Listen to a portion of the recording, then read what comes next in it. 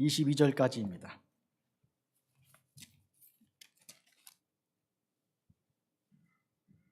그들이 베드로와 요한이 담대하게 말함을 보고 그들을 본래 학문 없는 범인으로 알았다가 이상히 여기며 또 전에 예수와 함께 있던 줄도 알고 또 병 나은 사람이 그들과 함께 서 있는 것을 보고 비난할 말이 없는지라 명하여 공회에서 나가라 하고 서로 의논하여 이르되 이 사람들을 어떻게 할까? 그들로 말미암아 유명한 표적 나타난 것이 예루살렘에 사는 모든 사람에게 알려졌으니 우리도 부인할 수 없는지라 이것이 민간에 더 퍼지지 못하게 그들을 위협하여 이후에는 이 이름으로 아무에게도 말하지 말게 하자 하고 그들을 불러 경고하여 도무지 예수의 이름으로 말하지도 말고 가르치지도 말라 하니 베드로와 요한이 대답하여 이르되 하나님 앞에서 너희 말을 듣는 것이 하나님의 말씀을 듣는 것보다 옳은가 판단하라. 우리는 보고 들은 것을 말하지 아니할 수 없다 하니 관리들이 백성들 때문에 그들을 어떻게 처벌할지 방법을 찾지 못하고 다시 위협하여 놓아주었으니 이는 모든 사람이 그 된 일을 보고 하나님께 영광을 돌림이라. 이 표적으로 병 나은 사람은 40여세나 되었더라. 아멘. 성도 여러분, 저는 오늘 하나님 말씀을 듣는 것이라는 제목으로 말씀을 전하겠습니다. 세상에는 두 가지 길이 있는데 하나는 세상의 말을 듣는 것입니다. 세상의 지혜와 지식과 사람들이 약속한 것을 따르는 것입니다. 사회의 약속이죠. 사회적으로 인정받는 것이고 그리고 사회적으로 기대가 되는 일들이 있는 것입니다.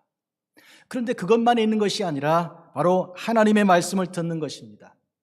그 왜 이 둘이 서로 다른가?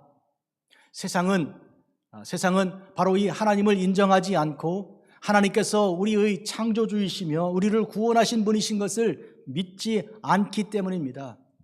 믿지 않는 자들에게 하나님은 존재하지 않는 분이요, 믿지 않는 그들에게 하나님의 말씀은 우스운 것입니다. 그래서 이와 같이 현실로 보면 세상에는 분명히 서로 다른 두 개의 가르침이 있고 지시하는 내용이 있고 명령이 있습니다. 이에 대하여 우리는 과연 어떤 것을 따르고 누구를 섬길 것인가 선택할 수밖에 없습니다. 이것이냐 저것이냐, 이것은 빛이요 이것은 진리요 이것은 소망입니다. 이것은 생명입니다. 이것은 영원한 삶으로 인도하는 그런 하나님의 명령이죠. 그런데 그 반대는 함께 살다가는 그와 함께 멸망하고 그리고 소망이 없이 되는 것입니다. 우리는 이에 대해서 확실하고도 분명한 선택을 해야 하는 것입니다. 오늘 베드로와 요한이 이 두 하나님의 종들이 오늘 우리에게 예수 그리스도의 이름으로 우리에게 도전하는 이 영적인 도전을 듣습니다. 우리는 세상에서의 권위를 가진 자들의 말을 들을 것인가? 세상을 대변하고 그들의 가치를 말하는 자들의 말을 따를 것인가? 아니면 우리를 사랑하사 우리에게 예수님을 보내신 하나님 말씀을 따를 것인가? 분명하게 갈림길에 서 있습니다. 이것은 함께 갈 수 없고 적당히 섞을 수가 없습니다. 이것이냐 저것이냐입니다.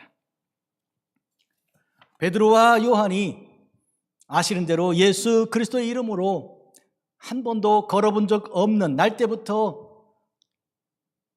그 다리로 스스로 일어난 적이 없는 사람을 예수님의 이름으로 일으켜 세웠습니다. 그 사람은 성전 바깥의 미문에서 사람들이 두는 그대로 움직이지 못하고 거기서 사람들에게 동정을 구하고 그들이 던지는 작은 것으로 그동안 살았습니다.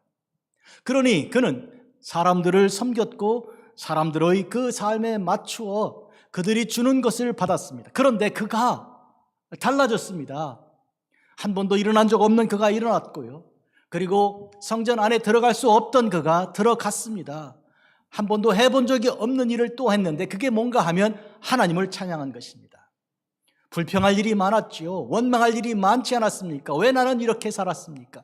왜 이렇게 태어났습니까? 걸어본 적도 없이 도대체 왜 나를 세상에 나게 했습니까? 이런 원망이 가득했던 그가 이제 하나님을 찬양한 것입니다.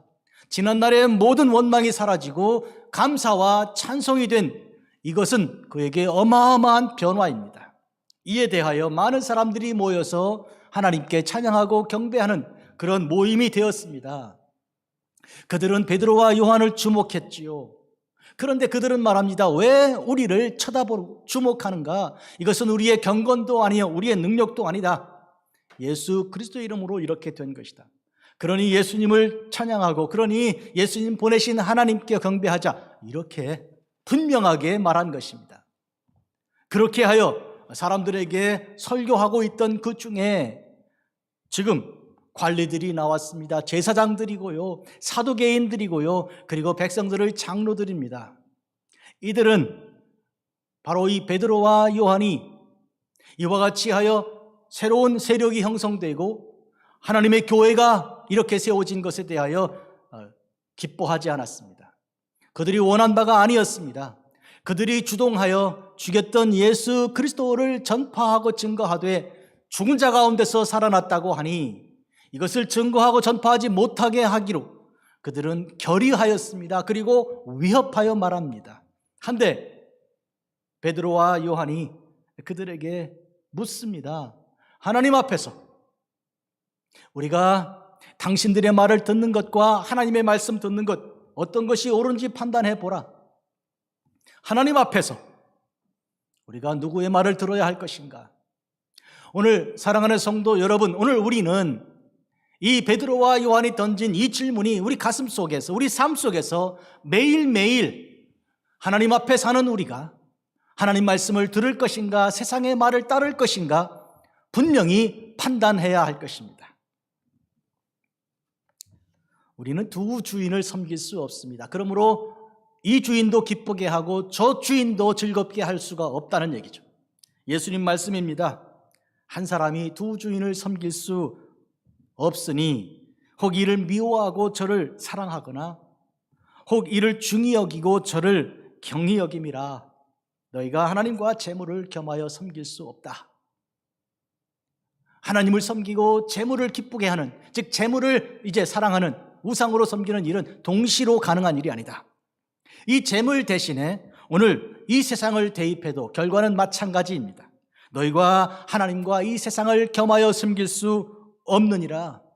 바로 이 말씀이 오늘 베드로와 요한이 선포하는 메시지입니다.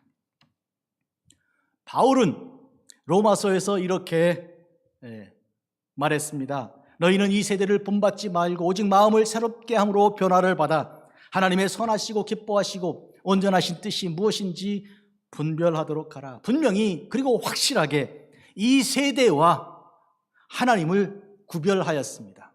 세대는 세대요, 하나님은 하나님입니다. 이 세대가 가는 길과 하나님께서 가르치시고 지시하는 길은 전혀 다른 길입니다. 그러니 오늘 우리는 이 세대를 본받지 말고 돌이켜서 하나님을, 그분의 선하시고 기뻐하시고 온전하신 뜻이 무엇인지 분별하고 그 뜻을 따라야 할 것입니다. 그런데요, 여러분, 세상에 살아가는 그리스도인들에게 주는 바울과 베드로의 권면은 이 세상에서 그 세상의 권력들을 순종하고 그들이 지시하는 대로 세금도 내고 여러 가지 책무를 다 하라, 존중하고 존경하라, 이렇게 되어 있는 것을 보고 우리는 깜짝 놀랍니다. 로마서 13장을 읽으면 각 사람은 위에 있는 권세들에 복종하라.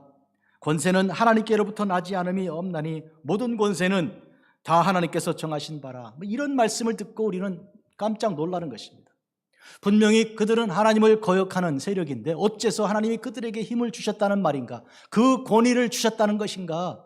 그 권세에 복종하다가 하나님 뜻을 거역하면 어떻게 하는가? 이런 질문 속에서 이 본문이 가슴에 덜컥 이렇게 부담으로 오는 것입니다. 그는 계속해서 이렇게 말합니다. 모든 자에게 줄 것을 주되 조세 받을 자에게 조세를 바치고 관세를 받을 자에게 관세를 바치고 두려워할 자를 두려워하고 존경할 자를 존경하라. 이 로마서 13장 말씀이 우리에게 굉장한 큰 의문을 던지는데요. 바울과 함께 초대교회 지도자였던 베드로도 오늘 베드로와 요한, 바로 그 베드로가 그의 서신에서 이렇게 쓰고 있습니다. 잘 들어보십시오. 인간의 모든 제도를 주를 위하여 순종하되 혹은 위에 있는 왕이나 혹은 그가 악행하는 자를 징벌하고 선행하는 자를 포생하기 위하여 보낸 총독에게 하라. 아하, 이와 같이 왕과 총독에게 순종하라 이렇게 했는데, 뭇사람을 공경하며 형제를 사랑하며 하나님을 두려워하고 그리고 왕을 존대하라 그랬는데 이게 무슨 뜻인가? 여러분, 이 두 말씀 속에 벌써 앞에 전제가 있습니다. 하나님께서 주신 권세라는 것입니다. 하나님께서 그들에게 왕의 지위를, 총독의 권위를 주셨습니다. 여러분 아시는 대로 참새 한 마리가 떨어질 때도 하나님 허락하지 않으면 떨어지지 않는데, 한 사람이 왕이 되고 한 사람이 총독이 되고 그리고 대통령이 되는 일에 하나님의 간섭하심이 없겠습니까? 하나님께서 그에게 그런 자리를 허락하셨는데, 그렇다면 그가 마음대로 해도 된다는 얘기인가요? 그건 아니죠. 대단히 중요한 사실은 하나님이 그를 임명하였으니, 그에게 기회를 주었으니 그는 하나님 명령을 따라야 되는 것이죠. 만약에 하나님의 뜻을 따르지 않고 마음대로 자기 뜻대로 하다가는 하나님께서 그를 심판하실 것입니다. 바로 이 점이 바울과 베드로가 전하는 분명하고 확실한 그런 선포입니다. 구약 성경에 이미 다니엘이 있습니다. 다니엘은요, 베드로와 바울의 시대보다 훨씬 더 험악한 세대를 살았습니다. 바울과 베드로의 세대는 로마의 식민 통치 아래에 있던 시대 아닙니까? 우리 대한민국이 일본의 식민 통치 36년을 겪었습니다.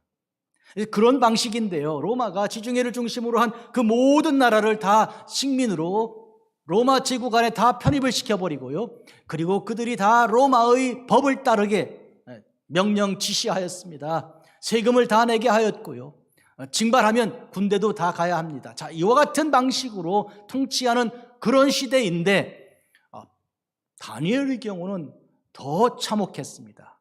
바벨론이 예루살렘을 파괴하고 불태우고 수많은 사람을 죽이지 않았습니까? 그리고 포로로 끌고 간 중에 끌려간 자가 바로 다니엘이요, 같은 시기에 끌려간 자가 에스겔입니다.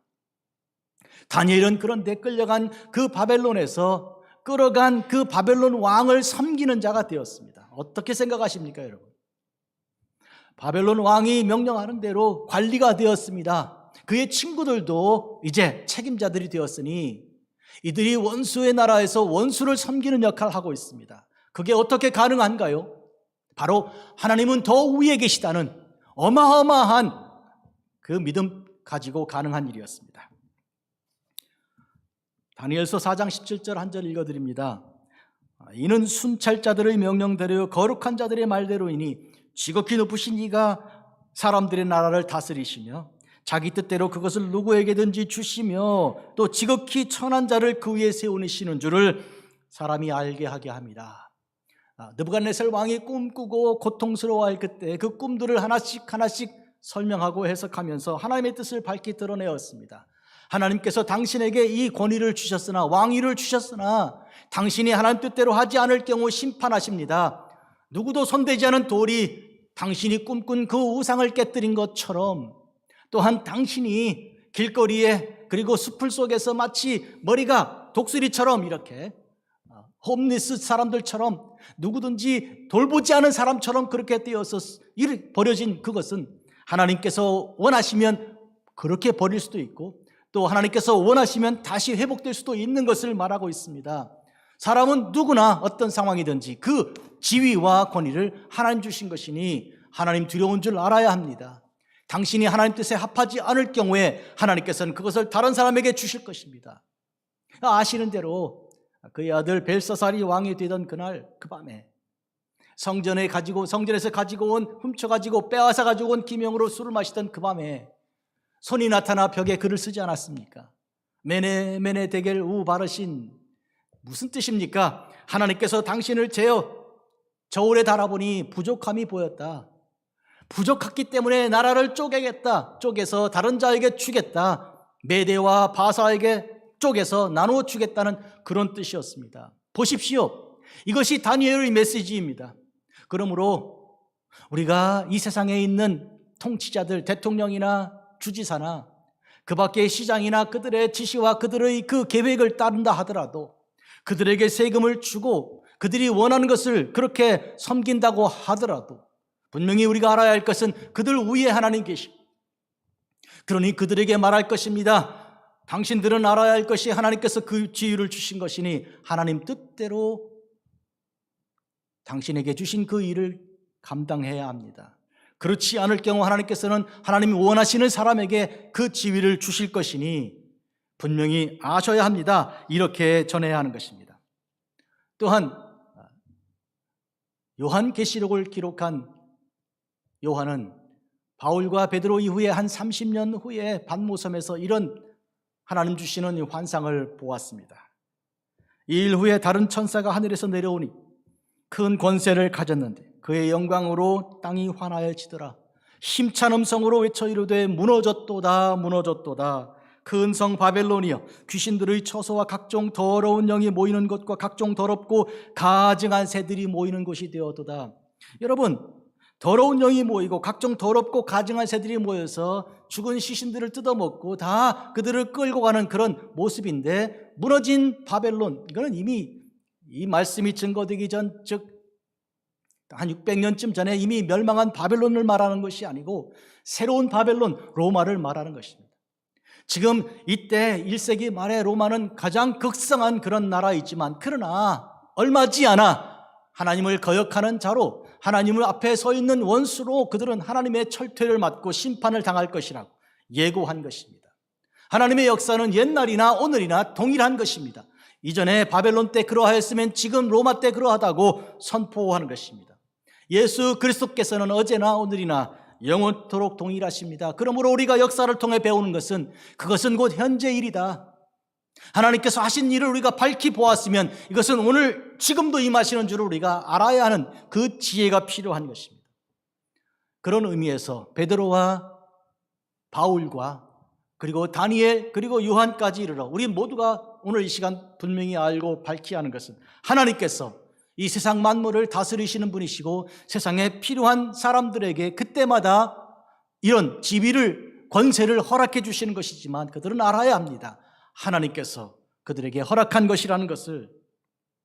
그런 의미에서 오늘 우리들이 통치자들을 위해서 기도하고 이 세상을 이제 행정을 만든 사람들에게 위해서 기도할 때 그들이 마땅히 하나님을 두려워할 줄 알고 하나님 뜻을 알 수 있도록 그렇게 그리스도인들은 계속하여 경고하고 가르치고 증거하기를 쉬지 말아야 하는 것입니다. 물론 안 듣겠지요, 어떤 사람들은.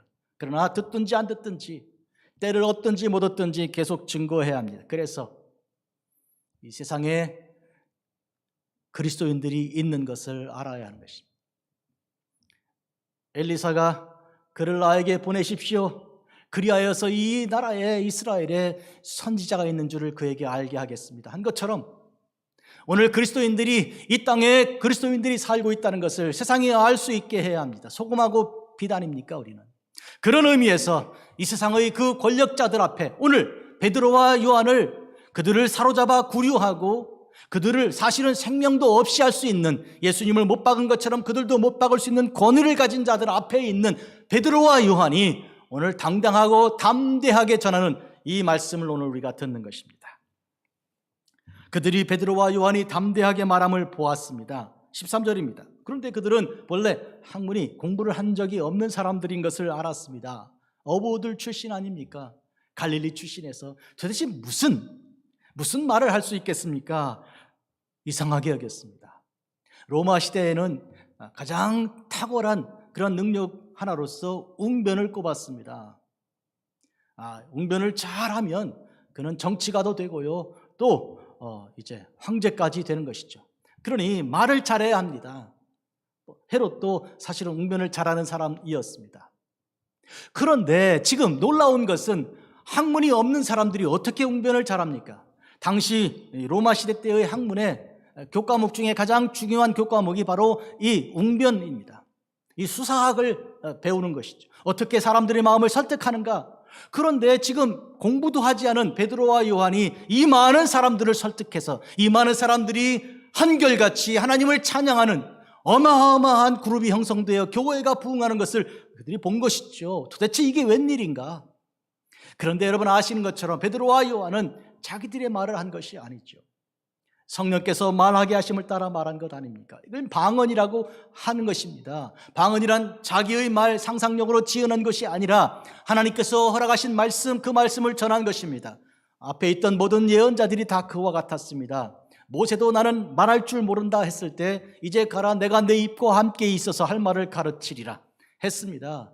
또한 엘리야도 엘리사도 하나님의 모든 예언자들을 부르실 때 그들은 다 나는 아이와 같다고 예레미야도 그렇게 부르짖었습니다.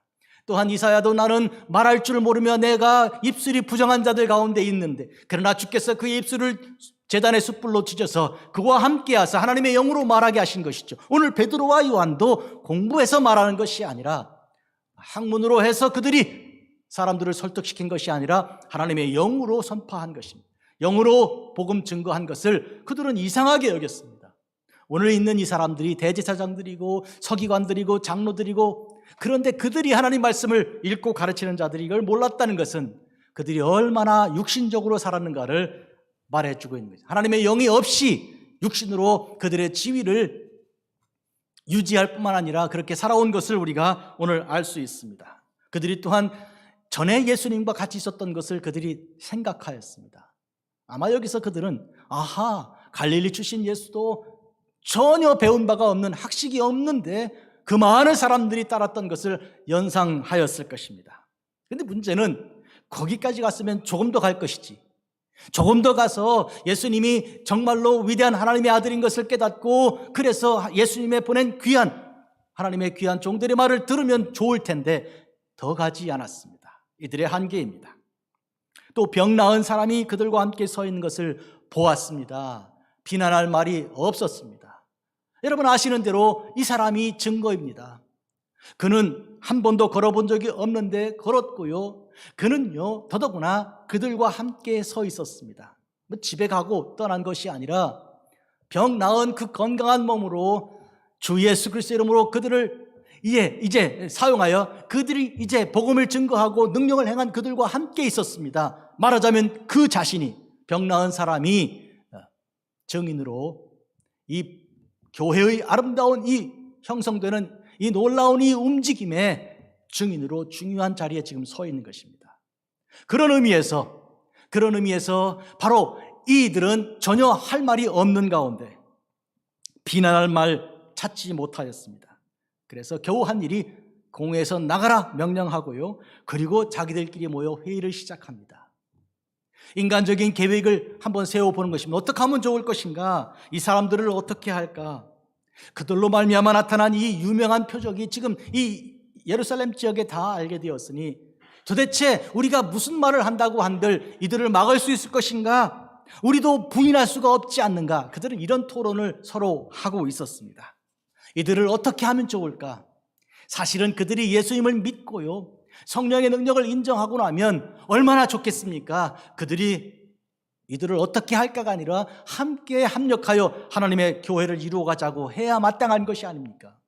그런데 그때 그들은 예수님을 죽일 때와 마찬가지로 예수님의 제자들을 지금 그렇게 어떻게 해서든지 방해하고 막으려고 하고 궁극적으로는 하나님을, 즉 그들을 구원하시고 예수 그리스도를 통해 그들을 새로운 삶으로 바꾸신 하나님을 대적하는 자로 아직도 서 있는 것입니다. 17절입니다. 이것이 민간에 더 퍼지지 못하게 그들을 위협하자고 했습니다. 위협할 만한 일이죠. 그들은 권세가 있으니까 사내들인 공의원들이고요. 그러니 그들의 말을 따라 사람들이 그동안 말을 듣지 않았습니까? 이 이름으로 아무에게도 말하지 말게 하자, 즉 예수님의 이름을 말 못하게 막기로 한 것입니다. 여러분 예수님께서 부활하셨을 때 대제사장들과 이들이 어떻게 하였습니까? 군인들이 와서 보고할 때 살아난 것이 확실합니다 했잖아요. 그런데 돈을 주어서 뭐라고 말합니까? 제자들이 와서 훔쳐갔다고 말하게 하라. 그랬더니 그들이 돈 받고 그들이 시킨 그대로 하였습니다. 마태복음 28장 15절이에요. 군인들이 돈 받은 그대로 한 것처럼, 돈으로 매수한 것처럼 이제는 권력을 가지고 위협하여 그처럼 하려고 그들은 시도한 것입니다. 성공하겠습니까?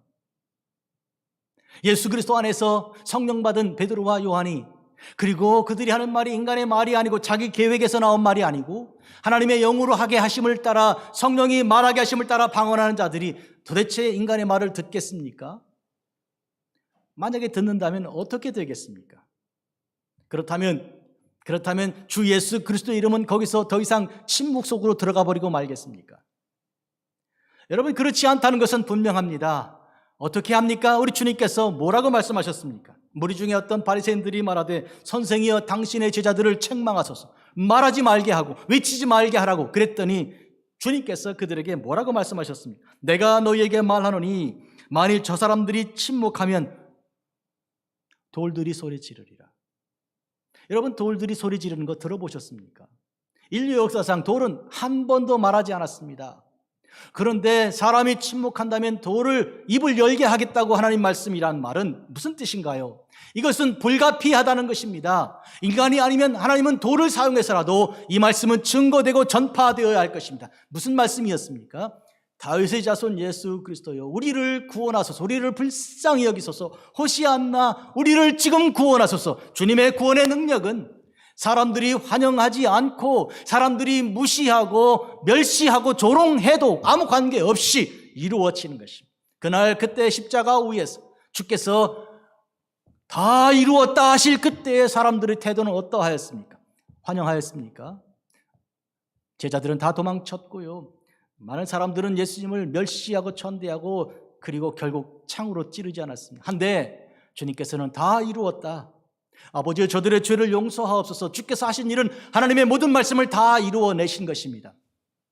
과연 인간이 아니라 하나님께서 말씀하신 것이고 하나님의 아들 예수님께서 선포하신 것이니 이 소리는 인간이 아니면 돌이라도 외쳐야 할 불가피하고 그리고 확실한 말씀인 것입니다.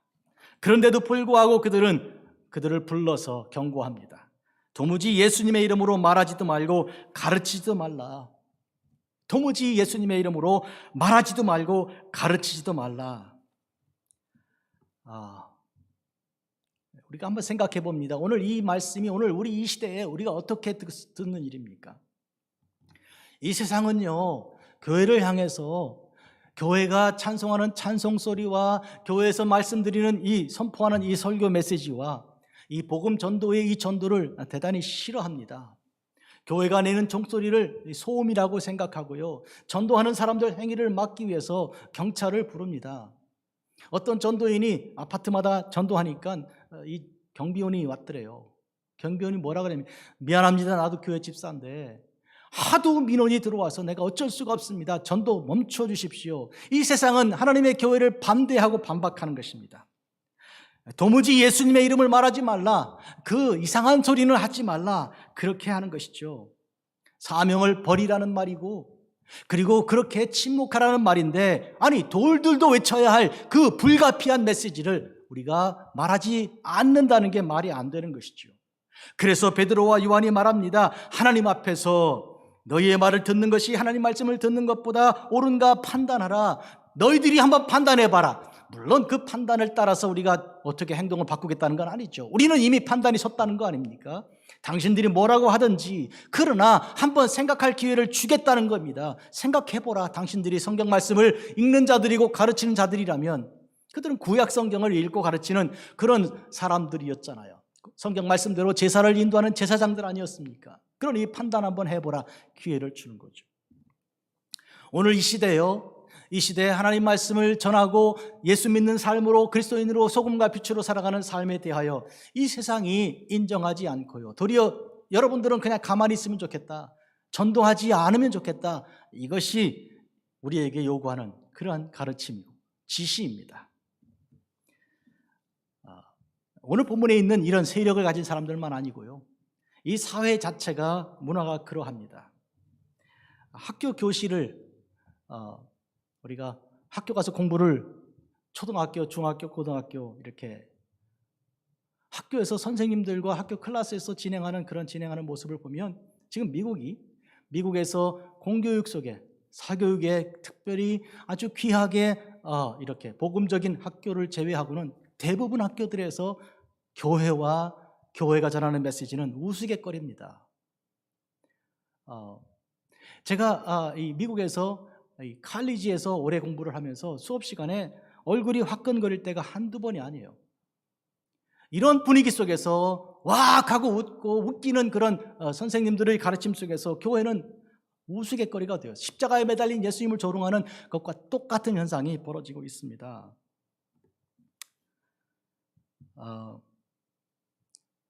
우리가 성경을 따라서 동성애는 죄다, 그건 안 된다 이렇게 믿는데 이 일에 대해서 세상은 교회를 그건 차별을 금지하는 법에 위반하는 것이고 이와 같이 아주 이상한 무리로 우리가 이렇게 매도가 되고 있습니다. 70년대에 이미 미국의 심리학회에서는 심리적으로 이상한 게 아니다, 동성애가 이렇게 인정하였고요.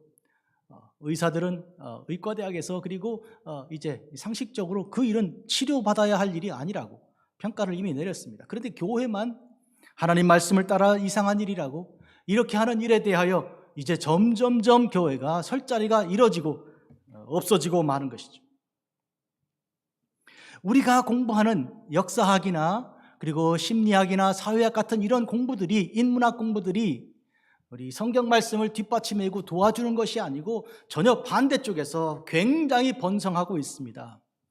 지난 한 2세기, 3세기 동안 이것은 어마어마하게 발달한 그런 사실입니다.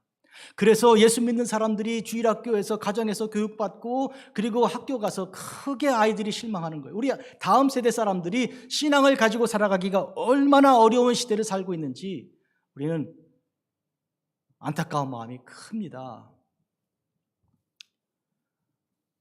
한 번은 저희 아이가 대학에서 심리학과를 나왔는데 이후에 신학교 가서 이 신학을 공부하지 않았어요. 근데 얼마 전에 제가 물어봤습니다. 대학에서 심리학을 공부한 것이 신학 공부하는데 도움이 되었는가? 근데 한마디로 아니요. 아빠 아니요. 전혀 아니라는 거예요. 사람의 심리를 공부한 것이 신학을 공부하고 성경을 이해하는데 좀 도움이 되고 보탬이 되면 좋은데 전혀 아니다 이렇게 말하는 것은 물론 어떻게 보면 다른 면도 있다고 생각할 수 있겠으나 크게 보면 전체적으로 보면 그 심리학이라는 그런 인문학으로서의 한 분야 자체는 대단히 하나님 안 계신 걸 전제하고요, 하나님 없이 하는 쪽으로 인간적인 측면에서 생명을 말하고 사람의 마음을 읽겠다는 그런 의도입니다. 이거는 심리학만 아니라 모든 과목들이 다 그와 같은 모습이에요. 한결같이 이런 의미에서 우리는 로마서 12장을 다시 생각합니다. 너희는 이 세대를 본받지 말고, 이런 말은 이 세대가 추구하는 공부와 세대가 추구하는 상식적인 그런 자기들끼리 서로 연합하여 약속한 사회적인 약속들과 그런 모든 가치들을 따라가기 위해서 하다 보면 예수 그리스도를 부인하게 되고 주님의 이름으로 일어난 그 능력을 하나도 설명할 수가 없고 이것은 우스운 일이기 때문에 버려야 할 길이고 그 길을 선택할 수 없는 그런 길인 것이죠. 바로 이와 같은 점에 오늘 저는 설교 처음에 세상 길인가 하나님의 길인가 둘 중에 하나는 결국은 선택할 수밖에 없는 것이지 다 갈 수가 있는 것이 아니다. 이렇게 되면 우리 예수 믿는 사람들이 얼마나 어려운 시대를 살고 있는지를 알 수 있습니다. 그런데도 불구하고 우리는 아이들을 학교에 보내야 되고요, 그럼에도 불구하고 아이들을 시장에 그리고 거리에 내놓아야 합니다. 직장 생활을 하게 해야 되죠. 그러면서 신앙생활을 지키고 예수 그리스도의 빛으로, 예수 그리스도의 소금으로 역할을 감당한다는 것은, 이것은 정말 날마다 자기를 내려놓고요, 자기 생명을 하나님께 맡기지 않고는 가능하지 않은 일입니다. 항상 사느냐 죽느냐, to be or not to be, 이 문제는 항상 우리 믿는 사람들에게 달려있는 그런 질문입니다. 오늘 우리가 하나님 앞에서라는 말을 한번 생각해 보겠습니다. 하나님 앞에서, 지난 2000년 동안 기독교인들은 이것을 라틴어로 바꿔서 코람 데오, 코람이란 말은 앞에서란 말이고요, 데오는 하나님이에요. 하나님 앞에서라는 말 앞에 그 말씀을 놓고 자기 자신을 갈고 닦았습니다. 사회를 떠나 수도원에 들어가서 이제 계속 말씀만 공부하는 사람들이거나 아니면 사회에서 사람들과 똑같이 살면서 날마다 갈등하는 사람들이거나 주제는 같은 주제입니다. 하나님 앞에서입니다. 하나님 앞에서, 하나님은 우리를 지으신 분이시오, 우리 속에 무엇이 있는지를 다 아시는 분이시오, 우리를 살리기 위해 예수 그리스도를 보내신 하나님이신데 그 앞에서, 불꽃같이 빛나는 눈동자 앞에서 우리가 도대체 세상을 따를 것인가 하나님 음성을 들을 것인가 분명하고도 확실한 선택을 우리가 해야 되는 거예요. 혹시라도 하나님이 안 계신 때가 있는가, 그런 자리가 있는가? 없습니다, 여러분. 하나님은 무소하고 부재하시지 않습니까? 어느 곳에 다 계신 분이시고 어느 시대나 다 있는 분이시니 어디 우리가 피할 수 있습니까? 시편에 그가 말합니다. 내가 하나님을 피하여 먼 바다 끝에 갈지라도 거기 계시고. 어디 안 계신 데가 계십니까? 하나님 앞에서 베드로와 요한이 말합니다. 우리가 너의 말을 듣는 것과 하나님 말을 듣는 것 무엇이 옳은가를 생각하라.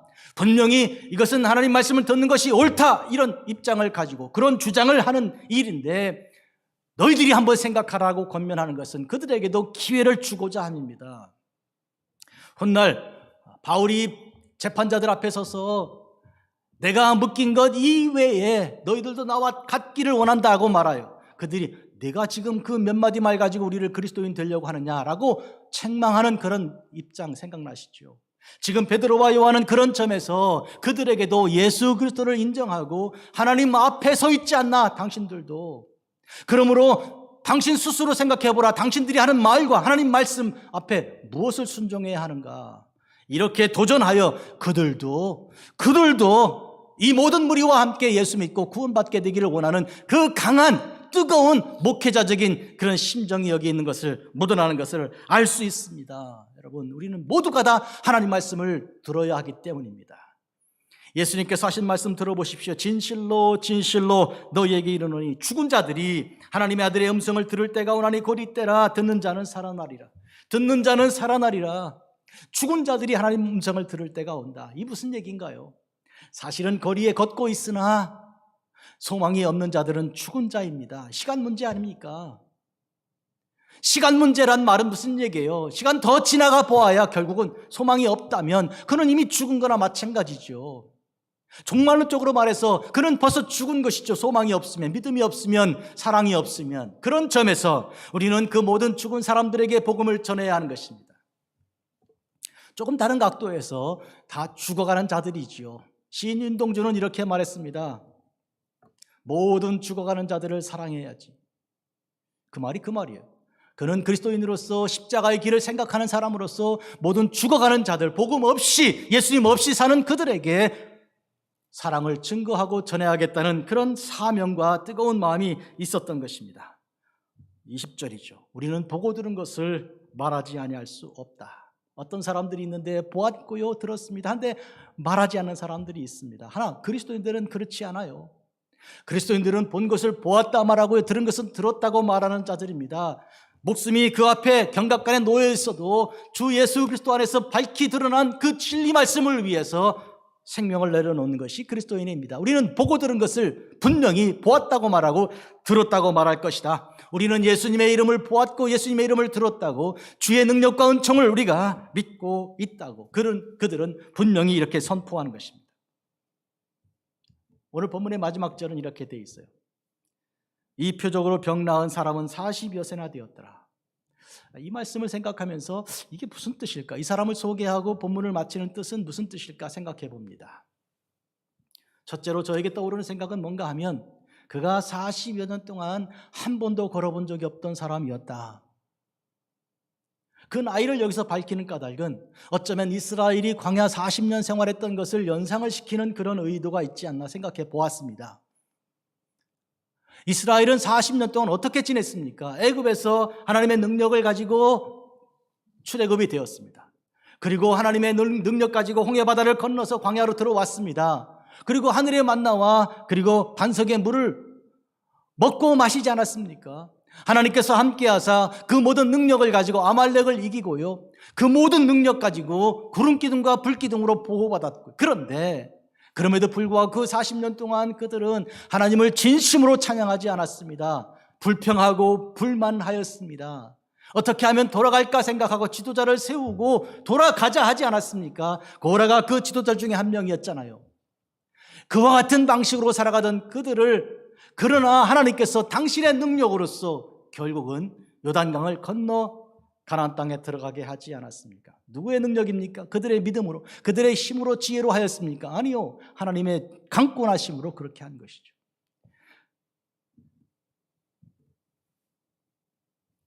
아시는 대로 소돔과 고모라에서 롯과 그 식구들을 끌어내신 그런 하나님의 능력처럼 이스라엘을 끌어내신 하나님의 능력이 여기서 빛나는 것입니다.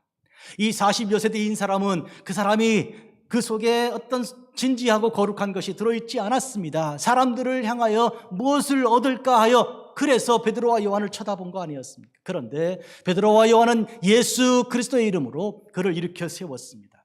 이런 점에서 40여 세나 되었다는 이 사람은 이스라엘을 표상하는 그런 의미도 있다고 봅니다. 그래서 오늘 이 사람을 통해 우리는 이스라엘 전체, 아니 인간 전체, 우리 삶의 모든 사람을 전체를 돌아볼 수밖에 없습니다. 우리 힘으로 구원받은 거 아니요. 누가 스스로 구원했습니까? 예수 그리스도의 십자가 보혈 아니고 누가 어떻게 이와 같은 자유를 얻을 수 있습니까?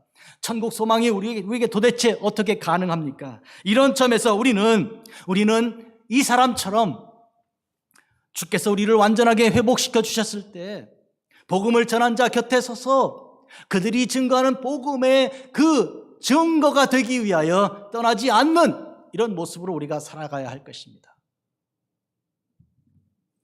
사랑하는 성도 여러분, 결론지어 말씀드리지요. 우리의 주인은 우리를 창조하신 하나님이시고 우리를 구원하신 하나님이십니다. 그래서 바울은 로마서를 기록한 처음에 이렇게 씁니다. 예수 그리스도의 종 바울은, 예수 그리스도의 종 바울. 이 종이란 말은 둘로스인데 종의 여러 가지 구분이 있는 것 중에 종은 예를 들어서 1년에 한 번 만나는 종도 있어요. 농사나 이렇게 다른 일에, 상업이나 이런 일에 했다가 1년에 한 번 만나 회개하는 그런 계산해서, 그러나 매일매일 곁에 아침 저녁으로 와서 인사하고 하는 그런 지시를 받는 종도 있죠. 훨씬 더 타이트하게 주인의 지시를 받는 것이죠. 그런데 여기서 말하는 이 둘로스라는 종은 어떤 의미에서는 배를 저을 때 북소리와 함께 이렇게 노를 기계적으로 저어야 되는 그런 종을 말하는 것입니다. 여러분 아시잖아요. 무슨 로마 시대 때 이 바다 위에서 전쟁하는 그런 배 안에서의 그 모습을 묘사하는 영화, 또 우리 대한민국의 이순신 장군 이야기, 명량 같은 영화 속에 나오는 그 어마어마하게 빠른 그 거북선 안에는 이와 같이 북소리에 의해서 꼼짝도 못하고 순간순간마다 명령을 순종해야 하는 종이, 노예들이 거기 있었지 않습니까? 바울이 의미하는 것은 바로 그런 종이에요. 1년에 한 번 아니고 매 순간순간마다 그 명령을 따르지 않으면 안 되는. 그래서 누군가 그 박자를 놓치면 그냥 쳐서 바다에 버려버리지 않습니까? 그 순간마다, 매 순간마다 주의 명령을 따라야 하는 그런 종으로 바울이 스스로 자기 매김 한 까닭은 무엇입니까? 주님 없이는 한순간도 살 수 없는 그 생명의 주님을 그는 인정하고 그는 알았던 것입니다. 사랑하는 성도 여러분, 분명히 베드로와 요한은 예수 그리스도의 이름으로 복음을 증거한 것, 바로 그것 때문에 지금 고난을 받고 있습니다. 그런데 예수님은 이미 예고하신 바가 있으니 베드로와 요한은 벌써 배운 것입니다. 나로 말미암아 너희를 욕하고 박해하고 거짓으로 너희를 거슬러 모든 악한 말을 할 때는 너희에게 복이 있나니 기뻐하고 즐거워하라. 하늘에서 너희 상이 큼이라. 너희 전에 있던 선지자들도 이와 같이 박해하였느니라. 전에 있던 선지자들 예레미야나 또 엘리야나 엘리사와 같이 이런 하나님의 종들이 이와 같은 박해를 받았고 죽임을 당했던 것과 마찬가지, 이와 같은 그리스도인들의 삶의 모습을 지금 베드로와 요한이 알고 있습니다. 그러므로 그들이 이런 권세자들 앞에, 권위자들 앞에서 경고를 받고 위협을 당할지라도 그들 속에는 기뻐하고 즐거움이 있었던 것이니 오늘 이와 같은 것이 오늘 우리에게 있습니다. 사랑하는 성도 여러분, 분명히 이 시대에 예수 믿는 사람으로 살며 시대의 한 부분으로 둘 다 섬기는 자로 살아간다 그러면 어떻게 생각하면 무리가 없을지 모르지만, 그러나 그건 그리스도인 길이 아니요. 그리스도인 길은 말씀의 길로, 말씀으로 말미암아 그 은혜로 살아가는 것이니, 그런 점에서 오늘 우리는 두 주인을 섬길 수 없고 한 주인이신 여호와 하나님, 그리고 주 예수님을 섬기는 자로 살아가는 것입니다. 중국의 교회가 핍박을 이기고 있습니다. 분명히 북한의 교회, 그 지하교회에도 끝까지 복음을 전하는 그런 위하여 생명을 내려놓는 하나님의 종들이 있을 것입니다. 어느 날 하나님께서 우리에게 통일을 주실 때 우리가 북한 땅에 올라가서 그리스도 안에서 무릎 꿇고 예배하던 그 병들고 나이든, 그러나 눈이 아주 맑고 불꽃같이 빛나는 하나님의 종들을 만나게 될 터인데, 그때 우리는 하나님께 울면서 찬양을 드릴 것입니다. 하나님의 뜻과 하나님의 긍휼하심과 성실하심이 하나님의 교회를 지켰습니다. 사랑하는 성도 여러분, 분명히 이 시대는 동서고금을 막론하고 심지어 이 미국 땅에도 교회 박해가 심각합니다. 말하지 말라, 그 이름을 증거하지 말라, 그렇게 살지 말라, 이렇게 하지 않습니까? 그러나 우리가 그 말을 들어야 하겠습니까? 하나님 앞에서. 거룩하신 아버지 하나님, 이 시간 주께서 우리와 함께 하시는 것, 눈동자같이 우리를 살피시는 것, 졸지도 아니하시고 주무시지도 아니하시고 우리를 지키시는 것, 이 시간 고백합니다. 그러므로 하나님 앞에서 우리는 하나님 명령을 듣기를 원하니 하나님 저희들을 도와주시옵소서. 그리고 고난 중에서도 끝까지 생명 내려놓고 주를 위하여 기도하는 북한의 기독교인들과 중국의 기독교인들과 또한 이제 이슬람 세력 아래서 시달리고 있는 수많은 그리스도인들의 진실된 그들의 부르짖음을 주께서 들으사 주여 어서 오시옵소서. 예수님의 이름으로 기도합니다.